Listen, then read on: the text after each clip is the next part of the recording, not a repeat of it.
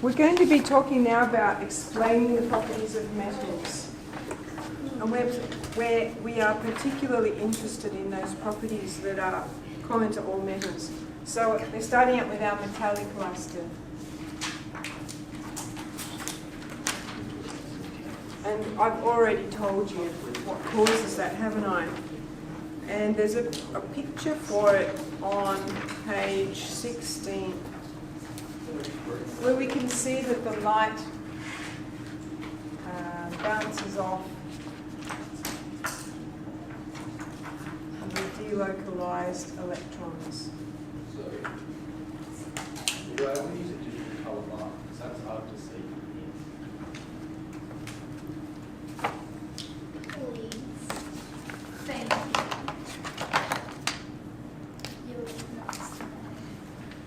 Yeah.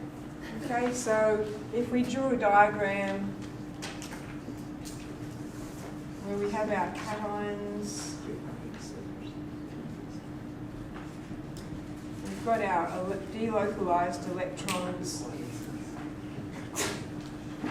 in there. The light is going to bounce off the delocalized electrons. It's shining because they can move around.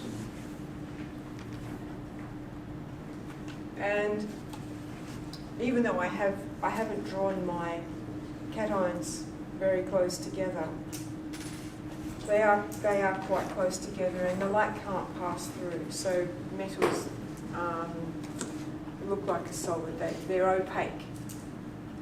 The light doesn't go all the way through them. But yeah, remember that these are moving. I don't know how I can make them look like they're moving.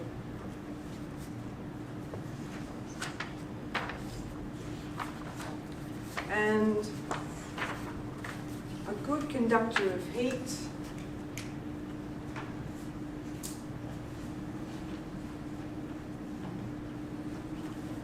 we've got a diagram on page 15 where we can see that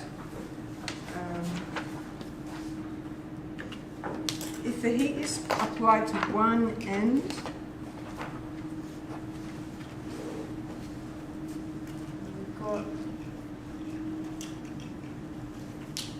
we're using this as a model for our metal because this is stylized, just like our model has been for our atom.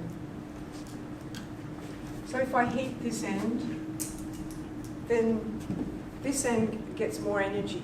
And those particles start to vibrate more, don't they?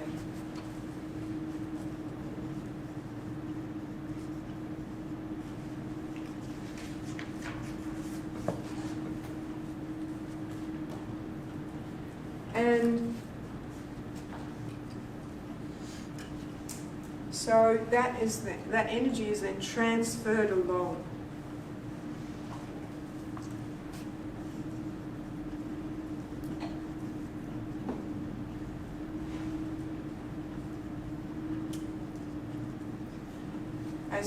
As it bumps into its neighbour, it's going to transfer that energy, and the electrons can transfer the energy as well.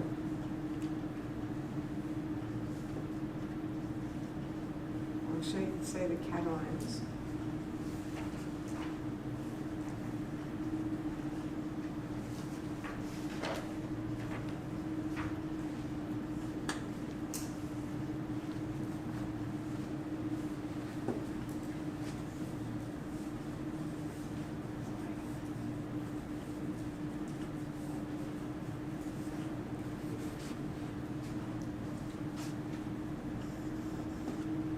Because the electrons can move a lot, this is where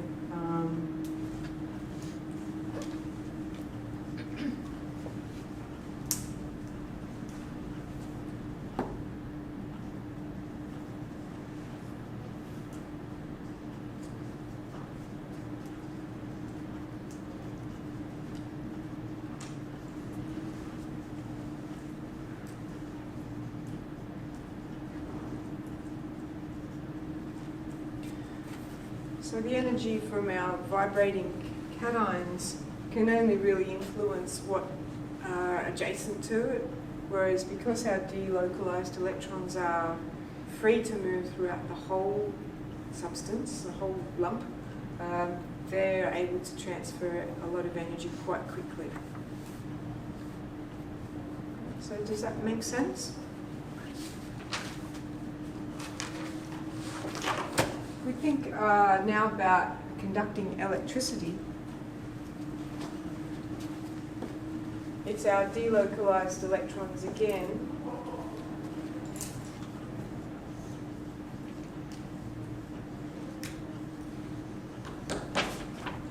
Now, I'm always on these diagrams drawing a single positive charge, but they don't have to be.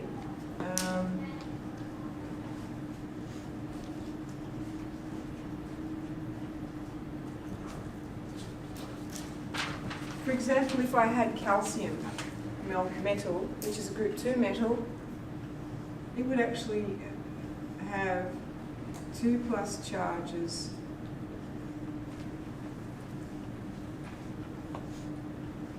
Because it's got 2 valence electrons.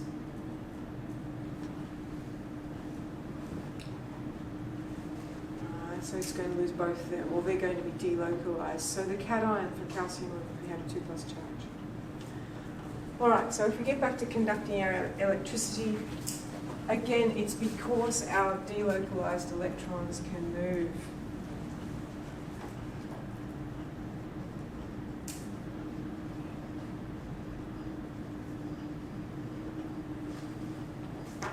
Because when we have current electricity, that is moving charge. And if I apply terminals at either end here, the cations are attracted towards, the cations would be attracted towards the negative terminal. They can't move, whereas the electrons can move. And because they can move, moving current we call electricity. So they, I think we have one more problem. Malleable.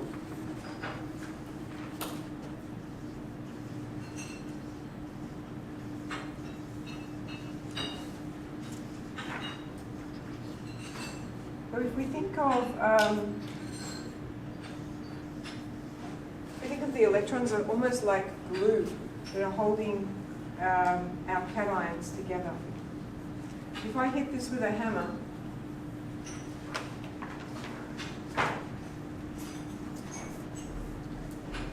then what happens is the shape will deform.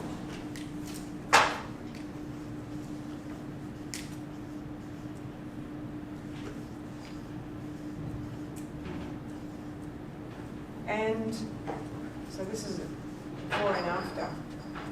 Those delocalized electrons are still holding it together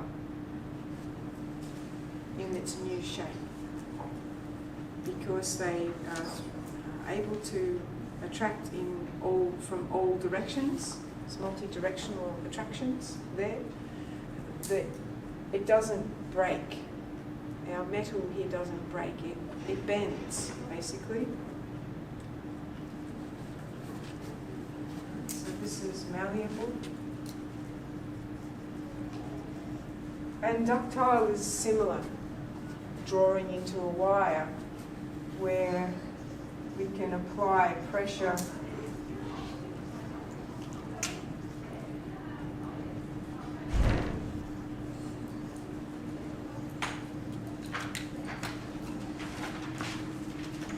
to draw it out into a wire.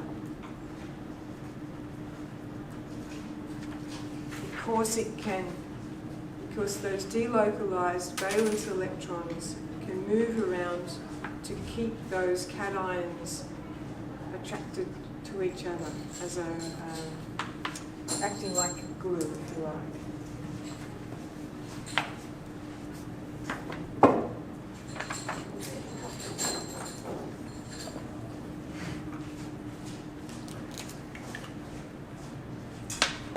So basically, nearly everything we said was, the answer was delocalized electrons, wasn't it? They were making the metal have a metallic luster, able to conduct the electricity and the heat, able to be malleable and ductile, and is our other, that's it. So yeah, all basically because of the delocalized valence electrons. Any questions?